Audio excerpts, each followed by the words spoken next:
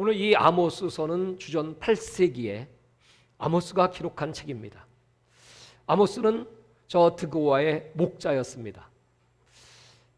그는 양을 치고 또 뽕나무를 재배하는 그런 농부였음에도 불구하고 하나님이 어느 날 그를 부르셨습니다. 그리고 그에게 명령하였습니다. 그는 남쪽 유대 출신인데 북쪽 이스라엘에 가서 이 말씀을 선포하라. 오늘 아모스 1장 1절에 보면 이 하나님의 예언의 말씀을 받은 때는 그 이스라엘 땅에 큰 지진이 터지기 2년 전이었습니다. 그러니까 하나님께서는 그 땅에 재앙을 준비하시고 그 재앙의 날이 임하기 전에 미리 하나님의 종에게 계시하셔서 아모스 3장 7절의 말씀과 같이 하나님은 주의 종 선지자들에게 그 비밀을 미리 알려주시고 행하신다. 그 말씀대로 아모스를 예비하셨습니다. 그리고 그들에게 가게 하셨습니다. 오늘 이 아모스서는 당시의 그 시대의 상황과 오늘날 우리 시대의 상황과 너무나 흡사한 정치적인 문제나 또 경제적인 문제나 사회적인 이런 부조리 현상 같은 이 모든 일들이 너무나 흡사한 판박이와 같이 우리들에게 다가오는 책입니다. 그래서 20세기 이후에 이 성경학자들은 이 아모스에 굉장한 관심을 갖게 되었습니다. 왜냐하면 우리의 현실과 이 아모스가 설파한 그때 당시의 메시지가 얼마나 흡사한 것인지 놀랐기 때문에 그렇습니다. 그래서 아모스에 대한 연구를 활발히 한 결과 그는 이 아모스를 다시 해석했습니다. 아모스는 우리가 여태까지 알기는 아주 작은 마을 드고아, 저 예루살렘에서 약 16km 떨어진 작은 마을의 목자였다고 기록했기 때문에 그렇게만 생각했습니다. 그런 자를 하나님이 갑자기 부르셔서 쓰셨다. 그런데 이 아모스는 작은 목자가 아니었고 사실은 많은 양떼와 또는 염소떼를 길렀고 그리고 뽕나무도 작은 것이 아니고 큰 목장을 가지고 있었던, 아모스는 많은 소떼도 키웠던 그런 아주 성공적인 그런 삶을 살았던 사람이었습니다. 그랬던 아모스에게 하나님이 말씀하셨을 때 그는 자기 고향도 아닌 저 북쪽 땅에 가서 이 무서운 하나님의 심판을 경고하는 일, 쉬운 일이 아니었습니다. 그는 삶에 아주 부족함이 없었던 사람이었기 때문에 더욱 그 하나님 말씀에 순종했던 아모스가 빛나고 그의 사역은 가치가 있는 것이었습니다. 이 아모스는 그 말씀을 따라서 예언을 시작합니다. 그것이 아모스서 1장과 2장의 말씀입니다. 그것은 당시의 그 주변의 나라들 8개의 나라에 대해서 이 아모스가 예언을 하는데 이스라엘 백성들은 이렇게 생각을 했습니다. 저 이방 나라들은 하나님을 섬기지 않는 나라들이므로 당연히 이 하나님 무서운 심판을 받는 것은 당연한 결과이다, 이렇게 생각을 했습니다. 그런데 이 아모스의 경고는 저 이방 다메섹이든지 블레셋이든지 또 주변의 나라 암몬, 모압, 또 주변의 그 많은 나라들에게만 주시는 것이 아니고 바로 유다와 이스라엘을 향한 경고라는 사실을 그들은 알게 됩니다. 하나님의 칼끝은 그 이스라엘을 향하고 있었습니다. 그래서 그 여호와의 날, 크고 두려운 날은 이방인의 심판뿐만 아니고 바로 하나님의 백성들에 대한 심판이었다고 하는 사실, 그것을 오늘 아모스 5장 우리가 읽은 18절의 말씀은 이렇게 기록하고 있습니다. 화 있을진저 여호와의 날을 사모하는 자여, 너희가 어찌하여 여호와의 날을 사모하느냐? 그 날은 어둠이요 빛이 아니라. 여호와의 날은 당연히 하나님께서 우리들을 축복해 주시고 구원해 주시고 이방 세력을 진멸하시고 복을 주시는 날로 이스라엘 백성들은 생각하고 있었습니다. 그러나 여호와의 날은 빛이 아닌 어둠의 날이다. 19절에서 보면 마치 사람이 사자를 피하다가 곰을 만나거나 혹은 집에 들어가서 손에 벽을 대었다가 뱀에 물린 같도다. 여러분, 이 메시지는 오늘날 우리 그리스도인들에게 지금 이렇게 이 땅에 펼쳐지고 있는 재앙들, 장차 임할 일곱인 나팔 대접의 심판들, 그들은 바로 우리 믿는 자들을 타겟으로 있다는 사실입니다. 그래서 오늘 믿는 자들이 중요하고, 오늘 이 아모스의 메시지가 우리 마음속에 과연 하나님은 어떤 분이신가? 2장 4절에 보면 유다의 죄로, 그 죄가 바로 율법의 말씀을 범한 죄, 하나님의 말씀을 지키지 않았고 거짓 것에 미혹된 죄. 그들의 선지자들은 거짓 선지자들이었습니다. 그들은 평안하다 평안하다, 장차 올 하나님의 무서운 진노를 그 백성들에게 말해주지 않았습니다. 오늘날의 교회들이 요한계시록에 기록되어 있는 그 하나님의 무서운 심판이 지금 이렇게 우리 시간 속에 이루어지는 것을 말해주지 않습니다. 예수님이 마태복음 24장에 그렇게 경고한 재앙을 말해주지 않습니다. 교회는 사람들의 귀를 즐겁게 해주는 곳이고, 교회들은 사람들이 와서 안식을 얻고 위로를 받는 곳이다. 이 정도의 메시지를 가지고 여러분, 원초적으로 죄를 갖고 이 땅에 태어난 인간들, 아담의 후예들이 회개하고 거듭나고 하나님의 자녀가 되고 하나님을 경외하며 이 하나님 말씀을 듣고 지켜 준행하며 그 천국을 사모하며 살아갈 수 있을까요? 당장 이렇게 작은 시험 앞에서도 벌벌 떨고 있는 연약한 인생들인데, 그리고 자신에게 조금만 위기 온다면 여지없이 하나님을 배반할 수밖에 없는 연약한 인생들인데, 특별히 오늘 그 다음에 6절부터 등장하는 이스라엘의 죄가 이제 오늘 하나님의 경고 말씀의 하이라이트입니다. 도대체 이스라엘은 무슨 죄를 지었을까요? 첫 번째 죄는 우상 숭배의 죄입니다.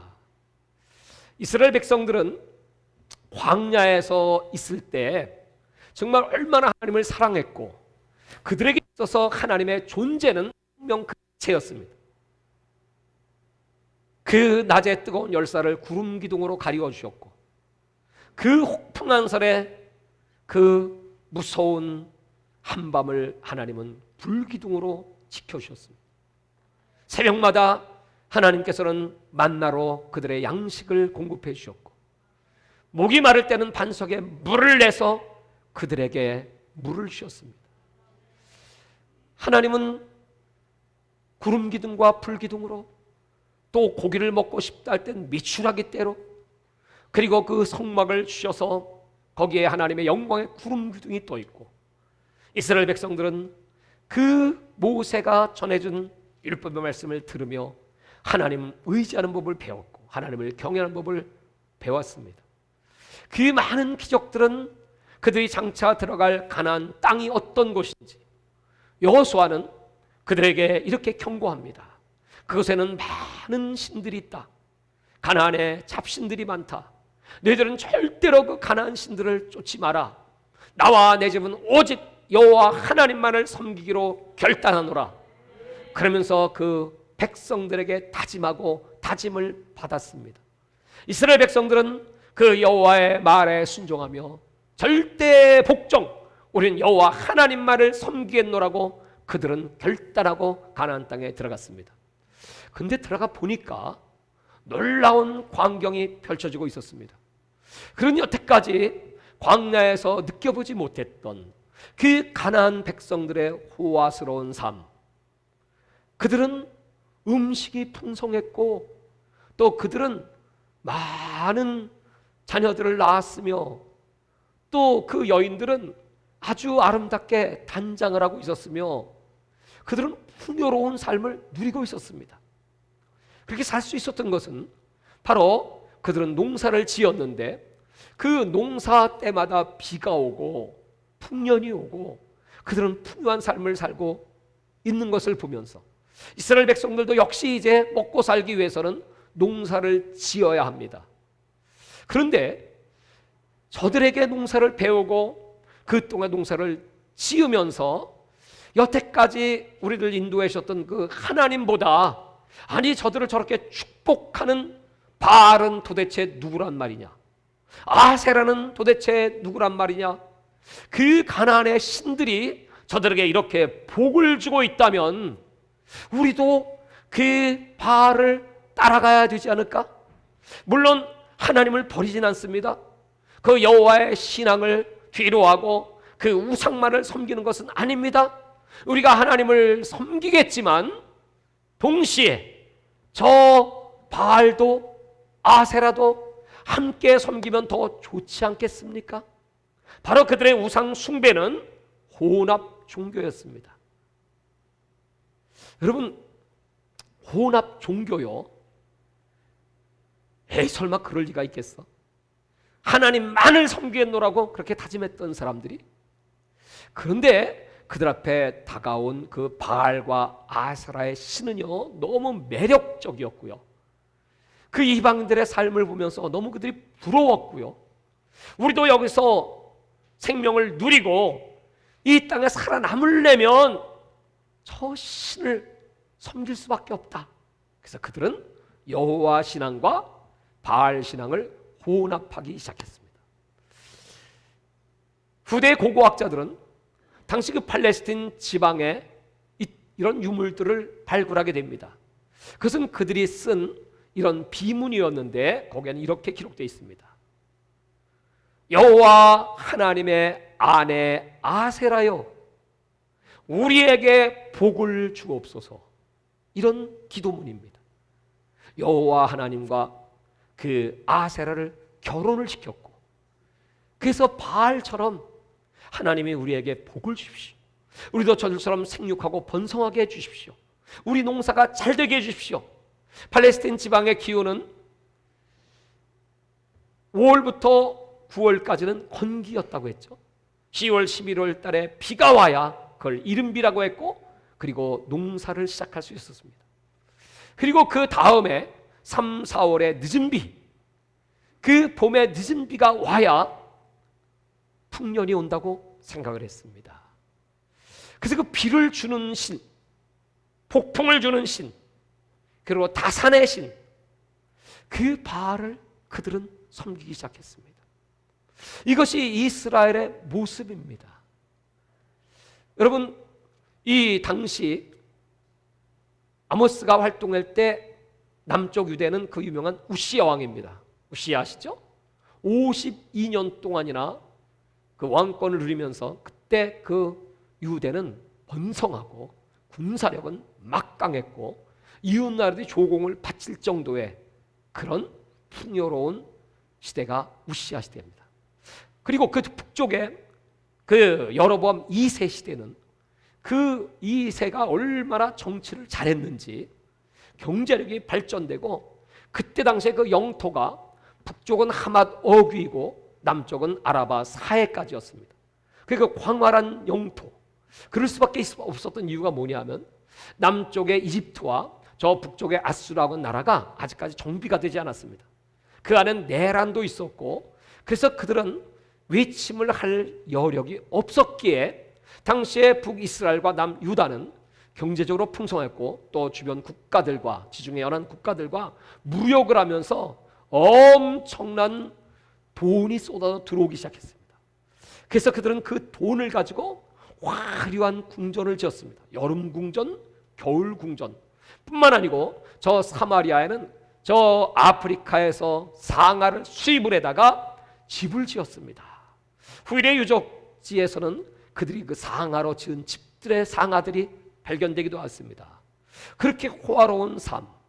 그런데 이제 문제는 뭐냐 하면 그 축복을 바로 바알이 우리에게 주었다. 그러면서 우상 숭배가 극심해졌고, 뿐만 아니고 그들은 돈이 있는 고위층의 사람들, 상류층은 카르텔을 형성하고 자기들끼리 온 부를 다 모았고, 반면에 그 하층 계민, 어려운 백성들, 가난한 백성들을 천대하고 멸시하고 착취하는 그런 사회적인 부익부 빈익빈 현상이 가득했습니다. 하나님께서 이제 구체적으로 이런 그때 당시의 상황을 보시고 아시면서 이 이스라엘을 책망을 하시는 겁니다. 이제 한번 여러분 2장 4절을 보시기 바랍니다. 여호와께서 이와 같이 말씀하시되 이스라엘의 서너 가지 죄로 말미암아 내가 그 벌을 돌이키지 아니하니 이는 그들이 은을 받고 의인을 팔며 신한 결례를 받고 가난한 자를 팔며. 여러분, 은 받고 의인을 팔아요. 인신매매. 신한 결례에 가난한 자를 팔아요. 이 정도로 여러분 인권은 땅에 떨어지고 사람들은, 가난한 사람들은 노예가 되었습니다. 힘없는 자의 머리를 티끌 먼지 속에 발로 밟고 연약한 자의 길을 굽게 하며, 그러니까 힘없는 자의 머리를 티끌 먼지, 연약한 자의 길을 굽게, 이게 전부 그 당시의 사회상입니다. 그 다음에는 더 놀라운 말씀이 기록되어 있죠. 아버지와 아들이 한 젊은 여인에게 다녀서 내 거룩한 이름을 더럽히며. 무슨 뜻일까요? 아버지와 아들이 한 젊은 여인에게 다녀요. 젊은 여인은 누구일까요?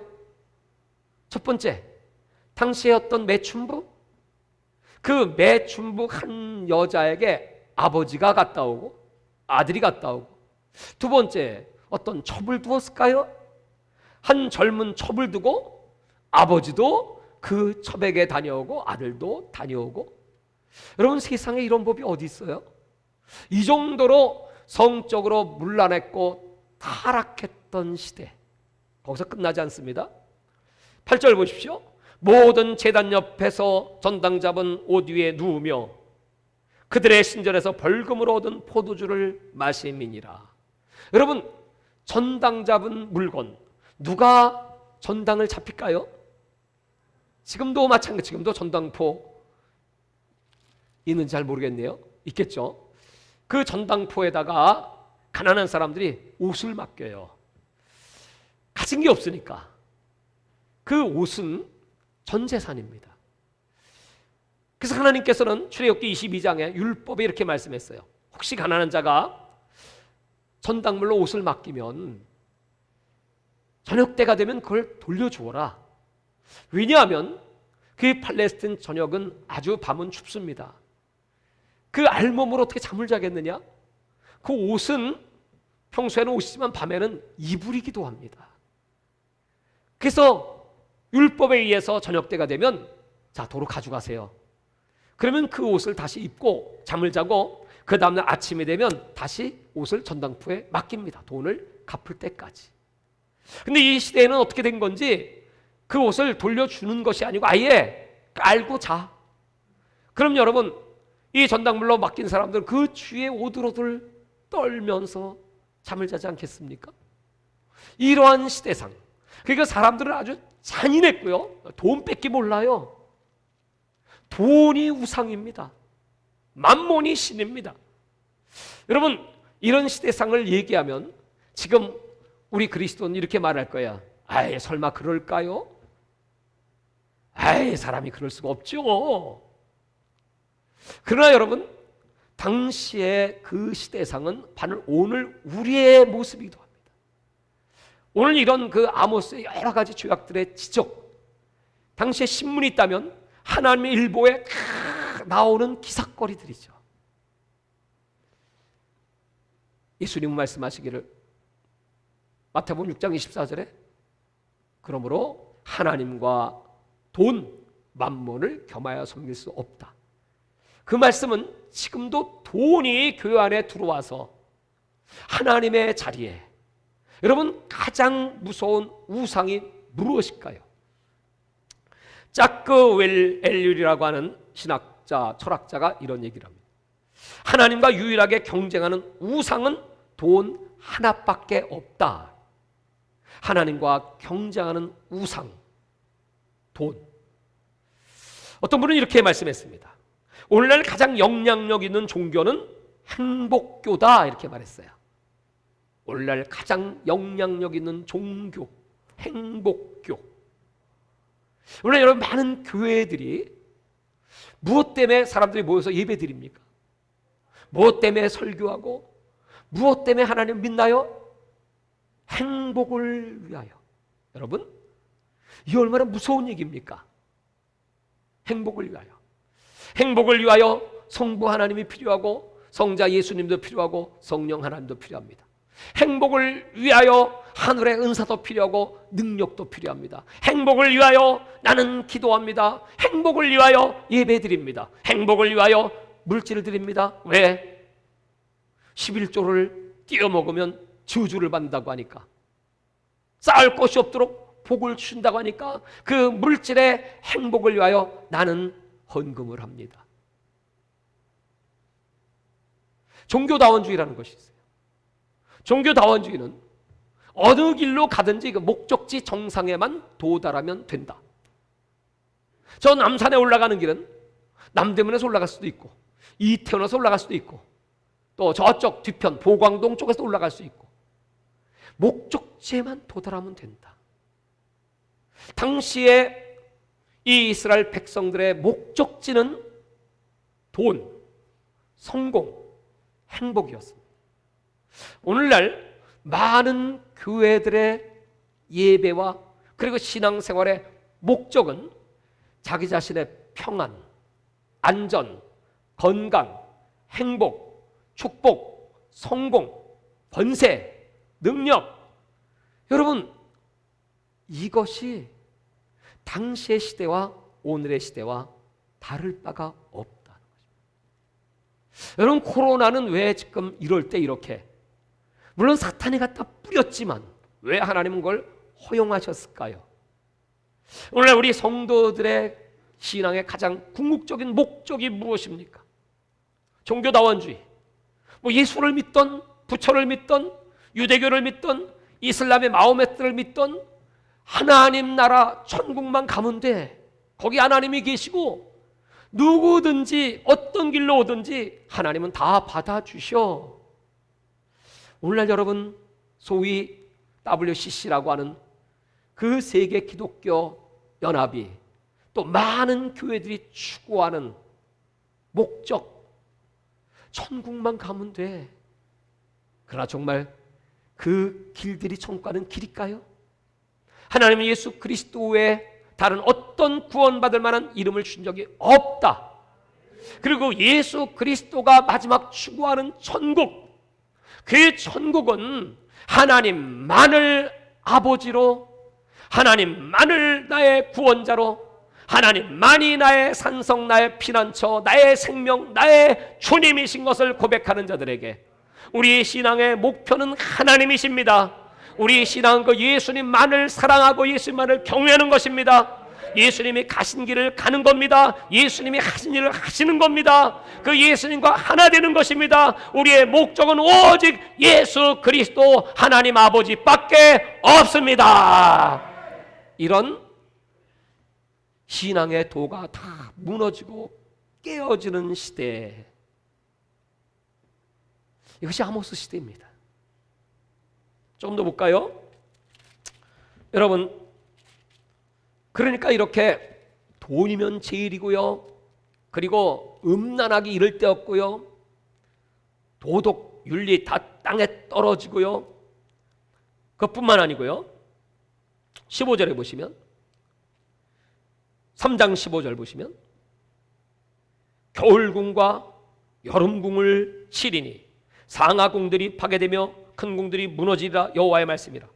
그때 이미 겨울궁, 여름궁, 상하로 집을 짓고 이 정도로 부익부 빈익빈이 엄청난 그 많은 가난한 사람들 그리고 가진 사람들은 지금 시대와 똑같이, 여러분 지금 갈수록 이 집값이 올라가지고 말이죠, 지금 우리 젊은이들이 아무것도 가진 것이 없는 젊은이들이 하다못해 아파트 한 채를 장만하는 것도 이제는 쉬운 일이 아닌 꿈 같은 일이 되어버렸지요.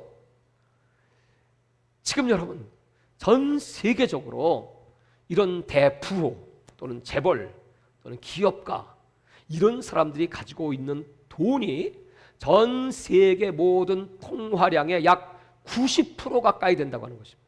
그 소수의 0.1%도 안 되는 사람들이 가진 부가 80% 내지 90%. 나머지를 갖고 여러분 그 빈민층의 계급의 사람 전 세계 75억의 인구가 살아가고 있다면 여러분, 이런 현실, 우리 대한민국의 구조도 똑같지 않겠습니까?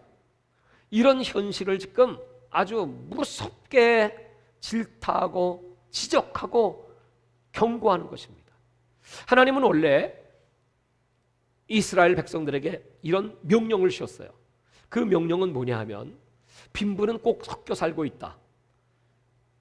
그렇기에 희년이 되면 50년이 되면 하나님은 희년법을 만드시고 그리고 고멜법을 만드셔서 그 가난한 자들을 다 구제하고 혹시 그 땅을 뺏었다면 도로 다 돌려주고 또 빚도 다 탕감해줘라. 그 하나님은 공평하신 하나님이시다. 그런데 이 법이 이 여로보암 2세가 되면 다 사라지고 말았습니다. 그래도 여러분 다윗과 솔로몬 시대까지만 하더라도 그때 당시의 유적을 보면 거기에 모든 그 주택들이 거의 비슷한 형태로 남아 있었습니다.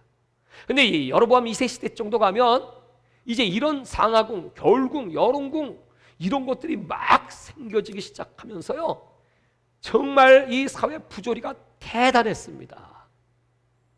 오늘날 전 세계 저 아프리카부터 시작해서 수십 많은 영혼들이 여러분 기아에 허덕이고 있고 고통받고 있는데, 정말 선진국들 그리고 엄청난 부호들은 말이죠, 그것도 부족해서 그 나머지를 다 착취하기 위해서요, 뺏기 위해서요, 지금은 세계 식량을 다 독점해 버렸습니다.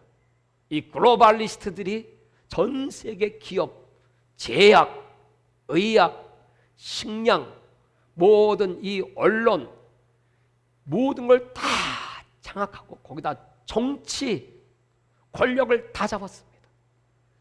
그들이 하는 일은요, 그냥 자기들 그냥 그래 당신 돈 많으면 그냥 그거 갖고 좋은 일 조금씩 하면서 그냥 잘 사세요. 그게 아니고요. 이제 한 걸음 더 나가서요, 더 많은 사람을 죽이고 자신들의 낙원 유토피아를 땅에 건설하기 위해서 그들은 인구 조절, 이 세상을 자신들의 유토피아로 만들기 위한 인구 조절을 시도하고 있습니다.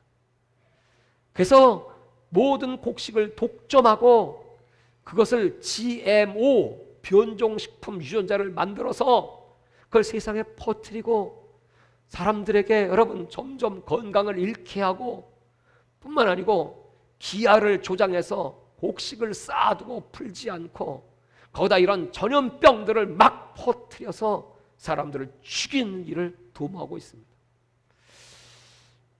우리는 요한계시록을 통하여 그런 자들이 마지막 때 주술자, 복술, 바로 독을 집어넣어서 사람들을 죽이는 자들은 사실을 알게 되었어요. 마지막 때가 되면 더 많은 사람들이 고통을 받는다는 사실이 성경의 예언입니다. 여러분, 이런 시대를 우리가 살고 있으면서 하나님은 경고하시고 그렇기 때문에 세상의 임금은 마귀이기 때문에, 마귀는 거짓말자이고 사탄은 하나님을 대적하는 자고, 그 마귀의 정체는 옛 뱀이었고 저 아담과 하와를 유혹해서 선악과를 먹게 해서 죽음의 길로 인류를 멸망의 길로 집어넣게 했고, 그 마귀는 거짓말장의 앱이야. 그래서 온통 세상을 거짓으로 뒤엎고 지금도 수없이 많은 사람을 죽음의 길로 몰아가는, 죽이고 멸망시키는 것이 바로 사탄의 일이다. 여러분, 이런 진리를 사람들은 무시합니다. 여러분, 이 세상이 그렇게 좋은 세상인가요? 이 세상의 모든 언론들의 보도가 진리인가요? 너무나 거짓이 가득한. 그러니까 여러분, 마귀는 세상 사람들의 눈을 다 어둡게 만들었어요. 귀를 막아버렸습니다. 진리를 알지 못하고 살아가는 백성들, 그것이 하나님의 선민임에도 불구하고, 오늘날 그리스도인임에도 불구하고 이 하나님 말씀에 귀를 기울이지 않고 여전히 인간의 생각으로, 인간의 윤리, 인간의 도덕, 인간의 잣대를 가지고 살아보겠다고 하는 겁니다. 절대 진리는 하나님의 말씀인데 이 말씀을 따르지 않는 이 무지한 백성들. 그래서 오늘 이 아모스 시대에 하나님께서 이들을 진멸하고 심판하기 위한 도구가 있어요. 여러분, 지난 시간에 우리가 요엘 시대의 하나님의 심판의 도구는 메뚜기, 그 위에 따라오는 기근, 그리고 전쟁이라고 했어요. 오늘 이 아모스 시대의 하나님의 진노의 심판의 도구가 무엇입니까? 지진이에요. 그래서 1장 1절에 지진 터지기 2년 전에 하나님이 아모스를 불렀다고 말씀했고, 여기 보면 지금 읽은 3장 15절의 말씀이 결국 여름궁을 치는데 상하 궁들이 파괴되며 큰 궁들이 무너지리라. 이게 지진의 예고입니다. 당시에 이 지진이 얼마나 컸던 지진이었던지 200년이 지난 스가랴는 스가랴 14장 5절에 그때 그 지진을 회상하며 말하고 있습니다. 고고학자들은 이때 당시를 BC 760년경이라고 합니다. 바로 아모스가 사역했던 이 시대에 큰 지진이 있었다고 말합니다. 그러니까 이제 이스라엘 백성들은 이런 죄들을 지으면서, 여러분 4장 1절 한번 보고 넘어가죠. 사마리아의 산에 있는 바산의 암소들아 이 말을 들으라. 자, 여러분, 바산의 암소는 남자일까요, 여자일까요? 우리 여성 성도님들에게 죄송하지만 여자입니다. 암소, 아주 고집불통, 힘센 이 여자들이 어떻게 이제 너희는 힘 없는 자를 학대하며, 여자들이 요새 힘이 세. 힘 없는 자를 학대하고 가난한 자를 압제하며 가장에게 이르기를 술을 가져다가 우리에게 마시게 하라.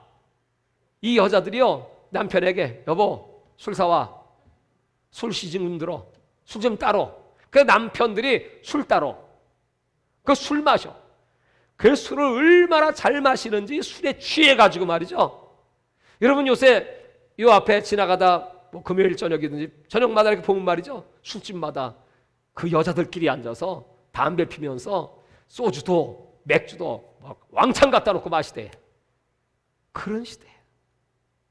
그러니 여러분, 하나님이 심판하지 않겠어요? 계속해서 보죠. 그러면서도 4장 4절에 보시면 너희는 베델에 가서 범죄하며 길갈에 가서 죄를 도하여 아침마다 너희 희생을 3일마다 너희 11조를 드리며. 여러분 이거 보십시오. 근데 이게 세상 사람들 뿐만 아니고요, 하나님 믿는 사람들도요, 베델은 하나님의 집입니다. 여기 성소가 있었어요. 교회입니다. 교회에 가서 범죄하며 길갈, 여기도 성소가 있었어요. 이게 다 교회입니다. 거기 가서 죄를 도하며 아침마다 너희 희생을, 새벽 기도도 다녀. 새벽에 가서 기도도 해요. 3일마다 너희 11조를 드리며 수요예배도 다녀. 11조도 내. 그러니까 이때 당시에 이 이스라엘 백성들은 지금 새벽 기도도 안 나오시고 수요예배도 안 나오시는 분보다는 훨씬 낫죠. 그런데 문제는 이들의 그 예배와 제사가 어떤 제사입니까? 누룩 넣은 것을 불살라 수은제로 드리며 낙헌제를 소리내어 선포하려무나 이스라엘 자손들아 이것이 너희가 기뻐하는 바니라 주 여호와의 말씀이라. 너희들은 너희의 그 외적인 신앙생활, 교회 갑니다, 예배 드립니다, 헌금합니다, 기도도 합니다, 금식도 합니다, 모든 외적인 행동은 다 합니다. 그러면서 기뻐합니다. 그런데 하나님은 아까 읽었던 5장의 말씀에 의하면 너희가 드리는 번제, 너희가 드리는 소제, 너희가 드리는 화목제, 그 제물을 내가 기뻐하겠느냐? 아니, 너희들이 비파를 치고 오케스트라를 연주하며 하나님을 찬송한다고 하나님이 그 찬양을 받으시겠느냐? 나는 그 소리가 듣기 싫어. 나는 너희들이 그 드리는 예물 받기 싫어. 염증이 나. 그건 다 너희들이 행복교, 바알처럼 하나님을 통하여 하나님을 이용해서 복 받으려고 하는 거지. 너희들이 진정 하나님을 전인격적으로 사랑하고 경외함으로 그 은혜 감사함으로 드려지는 예배냐? 이걸 물으시는 거예요. 사랑하는 여러분, 당시에 그런 제사와 오늘 우리의 예배는 다른 점이 있나요? 없나요? 그래도 우리 주 예수 님께는 다르죠? 어째 아멘 소리가. 저와 여러분의 예배는 오늘 아모스가 이렇게 책망하는 예배와는 본질적으로 성격도 내용도 그리고 그 안에 신령과 진정의 그 프로테지가 전혀 다르죠? 사랑하는 여러분, 이 말씀은 엄청난 도전을 우리에게 주는 거예요. 어떤 분이 환상을 보시는 분이 계신데, 또 하나님과 이렇게 아주 교통하시는 분이 계신데, 저 통화하면서 이런 얘기를 하시더라고요. 아주 큰 교회인데 어마어마한 많은 사람들 모이는데 거기에 하나님이 이러시더래요. 얘야, 여기 구원받은 사람은 5명이다. 그러면 여기 목사님, 부목사님, 장로님, 아니 지금 목사, 부목사, 장로만 해도 몇 명인데 그 가운데 그러면 거기 당회장 목사님과 거기 수석 장로님과 수석 부목사님과 뭐 수석 전도사님만 5명 정도 구원받고 나머지는 다 지옥 갑니까? 그랬더니 담임 목사, 장로, 거기 중직자들이 전혀 모르는 5사람이다 그랬어요. 물론 뭐 그것이 어떤 상징적인 의미인지는 잘 모르겠지만 여러분 그런 얘기를 들으면요, 야, 정말 내가 구원받는 거 맞나? 나 천국 가는 거 맞나? 정말 그 구원의 확신과 기쁨이 내 속에 있고 그 하나님을 사랑하고 경외함이 내 속에 충만한가? 오늘 저와 여러분의 신앙은 어떻습니까? 여러분, 왜 하나님이 아모스를 부르셨을까요? 이 아모스가 막 말씀을 선포하니까 당시 사람들이 여러분 이 지진을 경고하는 겁니다. 계속해서 하나님이 당신들을 멸망시킬 것이고, 아니 이건 저 남쪽에서 온 아주 목자 주제에, 아니 너 신학교나 나왔냐? 아니요, 나는 선지자도 아니고요, 우리 아버지 선지자가 아닙니다. 나는 신학 공부를 제대로 한 사람도 아니고요, 그냥 하나님이 가서 전하라고 해서 전하는 것뿐입니다. 이렇게 말했어요. 당시에 그 베델의 성소에 있는 아마샤라는 선자가 있었어요. 이 아마샤가 그 얘기를 듣고요, 기가 막혀갖고, 야, 이 신학 공부도 안 한 놈이 너 어디 나왔어? 이게 평신도 주제에 와서 이런 예언을 하고 기분 나쁜 얘기를 해? 야 임마, 우리 이스라엘은 말이야 하나님의 축복을 받고 지금 이렇게 잘 돼. 봐, 이렇게 번성하잖아. 우리 여로보암 2세가 얼마나 정치 잘하는 줄 알아? 근데 망한다고? 천만의 말씀이지. 우리는 이 성전을 여로보암 성소라고 말해. 그 말은 여로보암은 당시에 그 제사장들 사이에 우상화가 이미 되었어요. 여러분, 힘 있는 대통령과 정치가 등장하면요, 사람들이 그 사람 우상화시킵니다. 근데 그걸 누가 했냐 하면요, 바로 지금으로 말하면 교회 목사들이 했어요. 목사들이 그 왕을 우상화하면서 이렇게 나라가 잘 되니, 여러분 남유대의 당시의 왕은 우시아라고 했잖아요.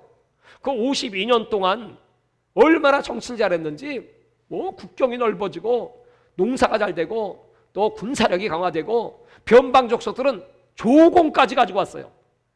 그랬던 우시아가 말이죠, 교만해져 가지고, 그럼 이제 내가 남은 거 해야 하고 싶은 일은 딱 하나인데, 그건 저 제사장들이 드리는 성소에 들어가서라도 번제 한번 드려볼까? 그리고 제단에 들어가려고 하니까 하나님의 선자가 왕이시여 어찌하여 하나님의 저주를 자청하십니까? 무슨 소리 하는 거야? 내가 이렇게 정치 잘하잖아, 나라가 평안하잖아, 나라고 까짓 거 한번 뭐 축도는 목사님만 해? 나도 한번 폼 잡고 한번 해보지 뭐. 그런 식입니다. 제단의 뿔을 잡는 순간 문둥병자가 되었습니다. 그리고 문둥이 묘실로 들어가서 남은 인생 그는 죽음을 맞이합니다. 여러분, 그때요 이사야가 그 광경을 보죠. 그리고 이사야 마음에 충격을 받아. 큰일 났네. 아니, 저 우시야 같은 정치자라는 이 나라를 태평성대로 만든 왕이 문둥병자가 돼서 이 나라는 망하였구나. 이사야의 마음속에도요, 그 우시야를 의지하고요, 저가 이렇게 됐으니 우리나라의 미래는 어떻게 될까 걱정이 많기 때문에 그 성전에 들어가서 하나님 앞에 기도하는 겁니다. 그렇게 기도할 때 하나님이 스랍 천사를 보여주지 않습니까? 날개가 6인 스랍 천사가 등장하니까 화로다, 망하였도다, 내가 입술이 부정한 자로 하나님을 비웠으며, 그래 탄식할 때 과저로 그 입술의 죄를 다 사해 주시고, 그리고 하나님께서 말씀을 주시죠. 너는 이 백성들에게 전해라. 귀가 있어도 듣지 못하고 눈이 있어도 보지 못하는 백성들, 이 가운데 이들은 멸망을 당할 것이고 이 가운데 구루터기들이 다시 회복을 할 것이다. 여러분, 그 이사야가 그렇게 기도했던 것은 그 마음 속에도 그런 생각이 있었기 때문이에요. 그러니 여러분, 이 북쪽은 어떻겠습니까? 여러분, 요새 정치 목사들 많습니다. 거기 붙어서 비유 맞추려고요. 정권에 비유 맞추고 신요 노릇하고요. 그래야 자기 교회가 안전하니까요. 해를 받지 않으니까요. 어떻게 살아남으려니까요. 여러분, 이런 시대입니다. 그들이 듣기 좋은 말. 근데 이 아모스가 나타나서 얘기하니까 이 아마샤가 와딱지가 나가지고 말이죠. 막 저걸 어떻게 하면 좋은가.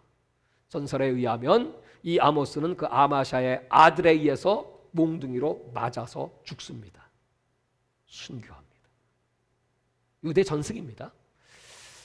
여러분, 이랬던 이스라엘의 모습들, 그러니 하나님이 어떻게 하시겠어요? 자, 우리 지진으로 멸망한다고 하는 말씀, 우리 6장 11절 한번 볼까요? 보라, 여호와께서 명령하심으로 타격을 받아 지 큰 집은 갈라지고 작은 집은 터지리라. 이러니까 이제 하나님이 딴 방법이 없어요. 이건 흔들어야 돼. 계속해서 8장 3절, 그날의 궁전의 노래가 애곡으로 변할 것이며 곳곳에 시체가 많아서 사람들이 잠잠히 그 시체를 내어 버리리라. 얼마나 많은 사람이 죽는지 이 지진입니다. 계속해서 8장 8절, 이로 말미암아 땅이 떨지 않겠으며 그 가운데 모든 주민이 애통하지 않겠다. 온 땅이 강에 넘친같이 솟아오르며 애극강같이 뛰놀다 낮아지리라. 여러분, 또 이 지진의 심판. 계속해서 9장 1절, 내가 보니 주께서 제단 곁에 서서 이르시되 기둥머리를 쳐서 문지방이 움직이게 하며 그것으로 부서져서 무리의 머리에 떨어지게 하라. 지진이 터지니까 막 제단이 무너지고 기둥이 막 무너져서 사람들 머리통에 떨어져 죽는 겁니다. 그 남은 자를 칼로 죽이리니 그 중에서 한 사람도 도망하지 못하며 그 중에서 한 사람도 피하지 못하리라. 여러분, 이스라엘은 어떻게 될까요? 이렇게 당시에 그 부요를 누리고 큰 소리를 치던 이스라엘, 하나님이 이 주축을 막 뒤 흔드시는 겁니다. 뒤 흔들어요. 이 흔든다는, 뒤 엎는다는 말이 히브리어 하바크인데, 창세기 19장 15절에 보면 소돔과 고모라를 지진과 화산 폭발로 뒤 엎었습니다. 이 뒤 엎었다는 말씀이 아모스의 5번이 나오는데, 이제 하나님은 마지막으로 어떻게 이 북이스라엘을 뒤엎으시나요? BC 722년 아수르에 의해서, 여기 이제 칼로, 지진으로 흔들고 칼로 완전히 이 사마리아 북이스라엘을 초토화시켜버려요. 역사 속에 사라지는 겁니다. 여러분, 마지막 때가 되면 하나님이 이렇게 이상의 바벨론, 요한계시록 17장과 18장, 큰 성, 전 세계 도시들, 어마어마한 백화점, 빌딩, 거기에 온갖 물건, 호화, 사치스러운 세계적인 향품, 비단, 금, 은, 보화 가득한 그런 바벨론이 화로다 무너져 내리는데 뒤엎으시는 예수님은 이 땅에 지진을 마지막 재앙의 징조로 말씀했습니다. 이제 이 징조들이 이루어지고 이 땅에 심판이 도래할 때, 사랑하는 여러분, 오늘 결론은 무엇인가요? 그 유명한 5장 24절, 너희는 이 하나님의 공의를 강같이 하나님의 정의를 강물처럼 흐르게 하라. 팔레스틴 지방은 비가 오지 않기 때문에 냇가에 강물이 흐르지 않습니다. 우리는 저 한강을 보면 여러분 철철 강물이 흘러내려가잖아요. 그 강물이 계속 흐르도록 너희들은 하나님의 말씀 율법을 지켜 행하고 그 하나님의 사랑과 자비, 전당 잡힌 자들은 율법에 의해서 출애굽기 22장에 그들은 당연히 옷을 돌려줘야 되지 않냐?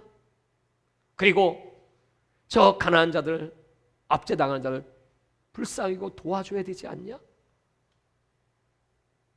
이 아모스의 정신을 사도행전 4장 32절과 33절에는 그때 있는 자들은 집과 밭을 팔아가지고요, 그 가난한 자들의 필요에 따라 나누어 주면서요 유무상통하였더라.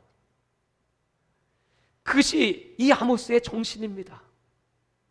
돈을 사랑함이 일막의 뿌리라고 사도 바울은 디모데 전서 6장 10절에 말씀했어요. 그 돈이 만몬이 신이 되면 안 돼.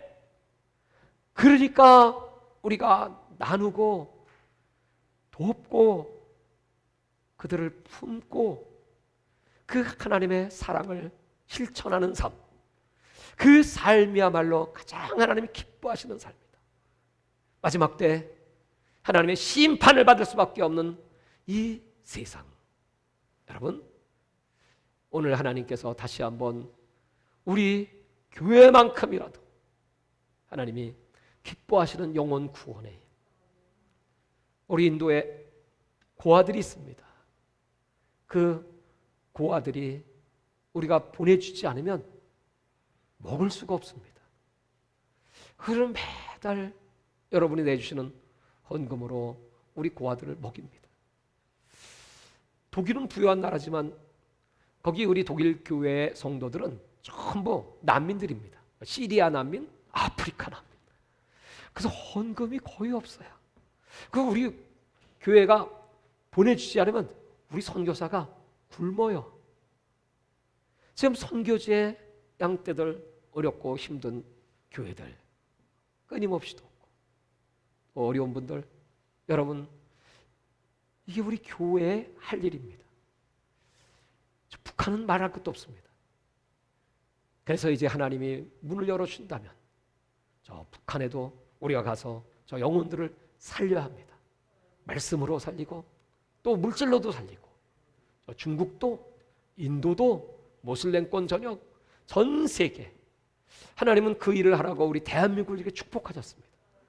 그런데 우리 교회들이 잠들어 있고, 교회들이 하나님은 없고 하나님 대신 행복이, 하나님 대신 바알이, 하나님 대신 돈과 성공이 이 교회의 머리에 딱 들어앉아 있으니 여러분, 이런 심판, 이런 수치업그럼을 당하지 않겠습니까?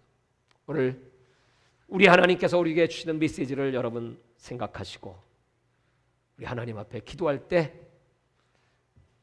주님 용서해 주세요, 이런 헛된 예배 말고요, 참된 예배.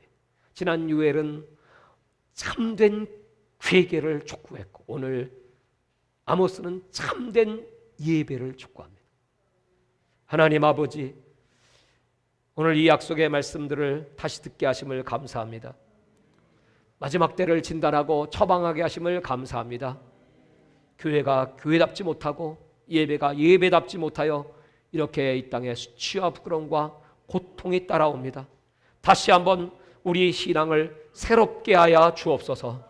다시 한번 주의 말씀으로 우리 영혼에 힘이 임하게 하여 주옵소서. 이 말씀을 실천할 수 있는 권세와 능력이 임하게 하여 주시옵소서. 회개하며 금식하며 부르짖고 송해로 모이는 하나님의 백성들의 그 기도에 응답하여 주시옵소서. 주여 삼차하고 통성으로 기도합니다. 주여